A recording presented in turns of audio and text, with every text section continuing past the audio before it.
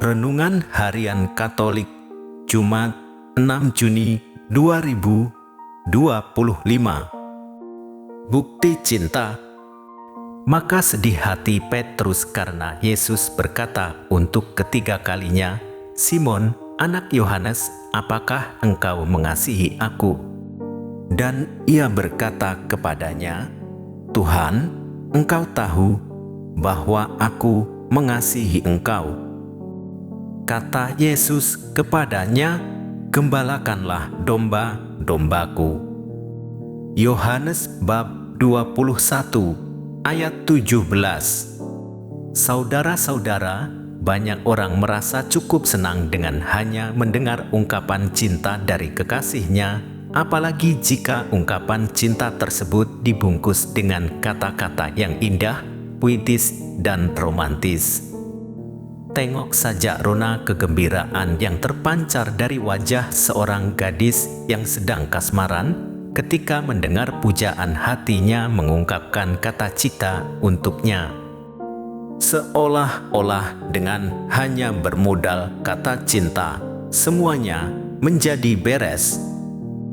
Padahal dalamnya rasa cinta tidaklah cukup hanya diukur dengan kata-kata saja. Sebagai bukti cinta diwujud nyatakan dalam perbuatan kasih.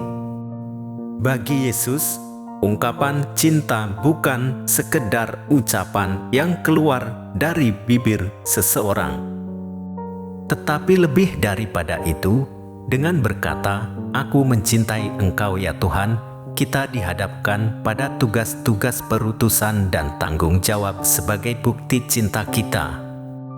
Sama seperti yang dialami oleh Petrus. Dalam Injil hari ini, Simon Petrus mendapat tugas perutusan dan tanggung jawab sebagai bukti cinta untuk menggembalakan domba-domba Yesus sebagai konsekuensi dari cintanya. Perutusan itu ia terima setelah ia berkata, "Benar Tuhan, Engkau tahu bahwa aku mencintai Engkau." Petrus yang bertemu dengan Yesus yang bangkit menerima tanggung jawab untuk menggembalakan umat Tuhan. Selain itu, ia diprediksi akan mati seperti Yesus. Kita pun demikian. Sebagai orang yang percaya kepada Yesus, kita harus siap menanggung konsekuensi dari iman kita akan kebangkitannya. Kita tidak boleh patah semangat atau takut karena konsekuensi semacam itu dapat menimpa kita juga.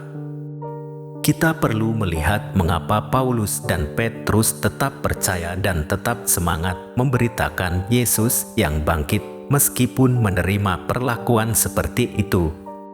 Ada yang lebih mulia daripada penderitaan mereka, yaitu sukacita, damai, cinta, hiburan, dan keselamatan dari Allah sendiri.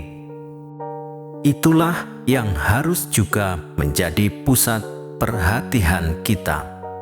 Maka kita berkata, "Ya," sehingga kita boleh berseru, "Tak berkesudahan kasih setia Tuhan, tak habis-habisnya rahmat-Nya, selalu baru tiap pagi, besar kesetiaannya." Adalah baik menanti dengan diam pertolongan Tuhan. Sesudah kebangkitannya, cinta dan kesetiaan Petrus diuji Yesus melalui pertanyaan sederhana sebanyak 3 kali. "Simon anak Yohanes, apakah engkau mengasihi aku lebih daripada mereka ini?" Komitmen Petrus terhadap jawaban sebagai bukti cinta ini dipertahankan sampai akhir hidupnya, walaupun ia diserang oleh berbagai gelombang pencobaan yang besar selama ia memimpin gereja.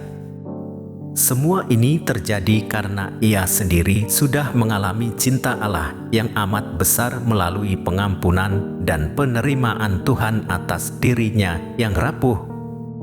Demikian juga Paulus bertahan dalam komitmennya karena ia mengalami cinta yang sama dari Tuhan, yaitu pengampunan dan penerimaan. Demikian halnya dengan kita. Doa-doa, pujian-pujian, atau seperangkat ungkapan cinta lain yang sering kita ungkapkan belumlah cukup untuk menunjukkan bukti cinta kita pada Yesus. Cinta yang kita ucapkan perlu diwujud nyatakan.